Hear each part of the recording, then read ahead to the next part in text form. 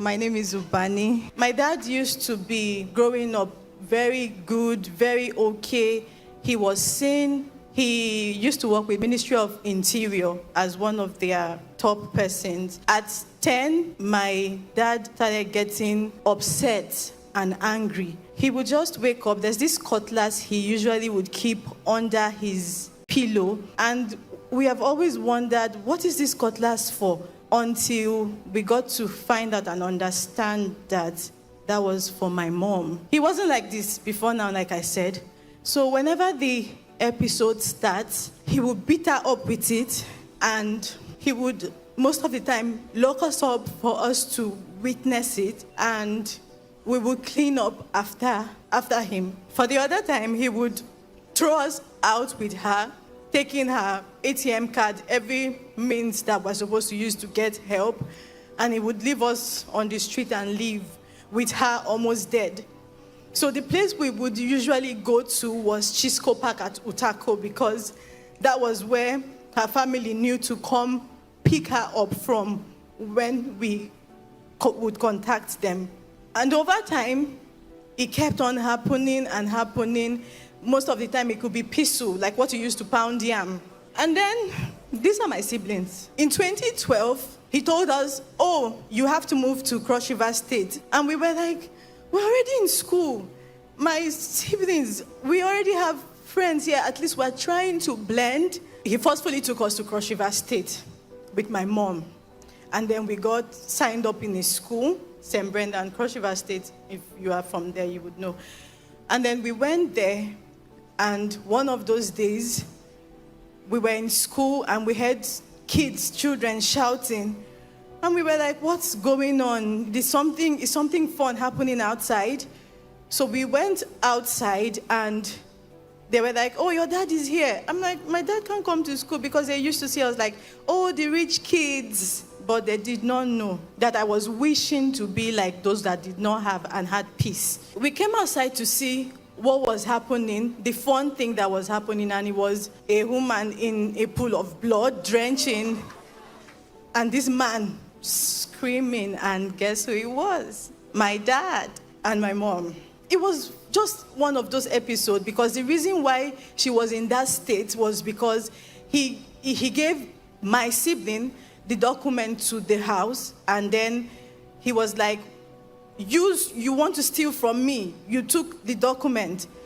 And my mom said, but you gave it to your son. And he was like, no, that she's the thief, that she took it. And that was why he brought her to school to confirm that indeed she was the thief and she took the document. Meanwhile, the document he actually gave it to my sibling, and my sibling confirmed that the document was with him. And after that, he said, you people can't go to this school anymore. You have to come back and sit in the house. And it was the time where I was supposed to write my WAEC. And we're like, please, the people in the school, the head, were saying, okay, let the siblings go. We're 7, and the elders, 6 boys and just me. So they were like, let the boys go. The girl can just write her WAEC and then come back to you. And it's like, they are my property, they are my own, and I would do what I want with them. And they were like, okay, no problem, you can take your children. And he took us back home. I wrapped myself up like a fugitive trying to run, but I was running from my dad. I went back to write my WAEC. Just to that same day I left in the evening, he was running into the school with his singlet and his boxers, and we were like, why are you here? The principal asked, what happened? He said, Daddy came back and got to find out that something fishy had happened, and he told me to leave. So he wanted to use a machete on him, but he already had nails. The previous day, he stepped on nails and he could barely run. So he told him, the way you are running, don't come back anymore. He told my mom to live with her evil children and not come back. And he came back to Abuja. Coming back to Abuja, my mom had to struggle to cater for my siblings and I with a job that wasn't paying, and I had to grow up by force to start doing things to support My mom and my other siblings, we could barely feed, and we were at the mercy of people. And among the 7 of us, just I and my brother went to school and completed, because we couldn't pay fees for the rest of my other siblings. After 7 years, I said, you know what, I'm just going to go and confront my dad. And then my mom was like, but you hate him. Why are you the one going? I said, I used to be his favorite, so let me just go. And I borrowed money and went to Abuja to meet him. But when I saw him, he wasn't looking like himself. He was already like somebody that was dying or so. And I had to come back because of the strike was over. But he was asking for forgiveness, that he wanted to make peace with my mom and my siblings. I should bring them over to Cross River State. And I'm like, for my siblings, I would try to do that. But for my mom, I don't think she would want to come with us. But I would try. And then that next year, that should be like 2017, when we were supposed to go meet him with my siblings, my auntie called to say, your dad is dead. And everything that he had was collected from us by his people. I'd finished school and went for service, but before going for service, I had already started the process of collecting his death benefit and all. And 1 year passed, 2 years, 3 to 4 to 5, and they were just saying, come back again, go and come back again. And we were like, let's leave this thing. We already started living, so we can just do without these things. But because we were living at the mercy of people, and the work I was doing at the time was 80,000 naira. And when I get that salary, I would have to take all back and give to mommy to try to assist with my siblings. I was stranded before month end where I would get another pay.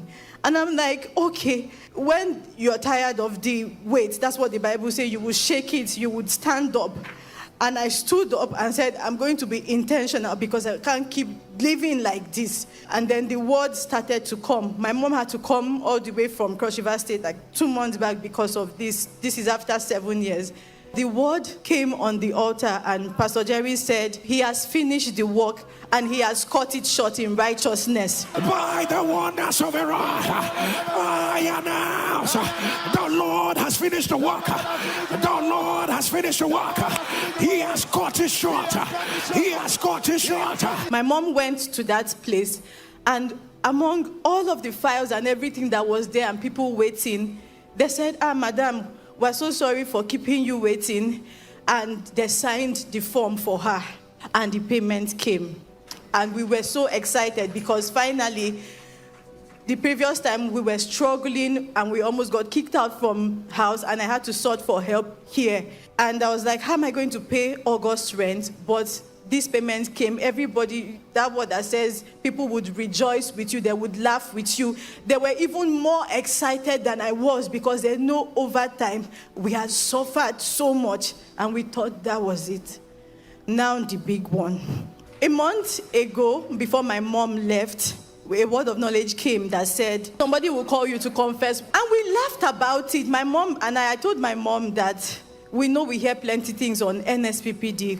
I wonder what this one don't do now where they say, may they forgive him. And we laughed about it, not knowing that it was for us. She left the next day, and 3 days after, she had called multiple times when I was at work. And I'm like, why is this woman calling me again? Is there another problem? And I'm like, Mommy, what is it? She was like, I'm freezing. I can't talk. What is going on? She said, remember that person I brought to the house? The lady was 15 years old, and this person was saying, I'm dying.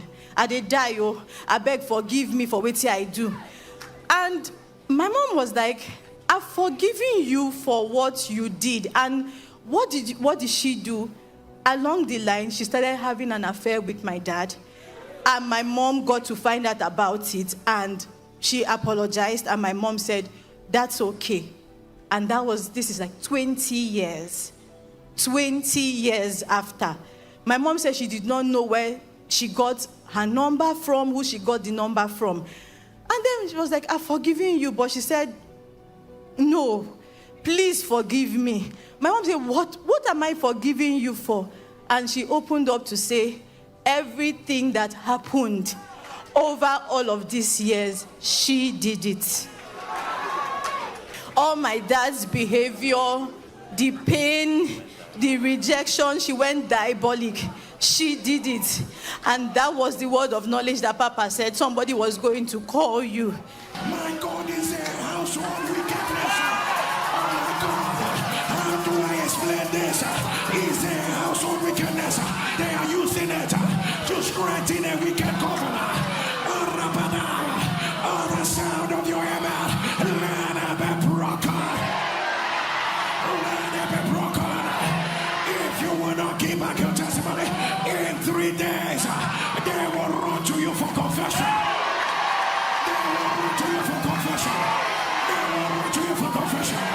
And it was exactly the 3 days Papa spoke about that she called.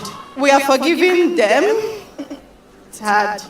But it's a new season for us because we are no more the way that we used to be. We are not at the mercy of people. We are not struggling. But even though I don't have a dad anymore, and it's so painful to know that somebody actually made us go through all of this pain.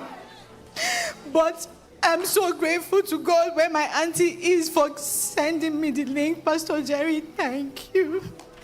Thank you. Thank you. You don't know what you are doing for people like us. We have just come to say thank you. My mom is not here because she had to go back to work, but she said she's with us. I come to say thank you to God and to tell the devil, you are a liar and you failed. Thank you, Jesus. Thank you, sir. What God cannot do. Somebody celebrate a Roy, celebrate a Roy, celebrate a Roy, celebrate a Roy, celebrate a Roy, celebrate a Roy, celebrate a Roy, celebrate a Roy, celebrate a Roy, celebrate a Roy.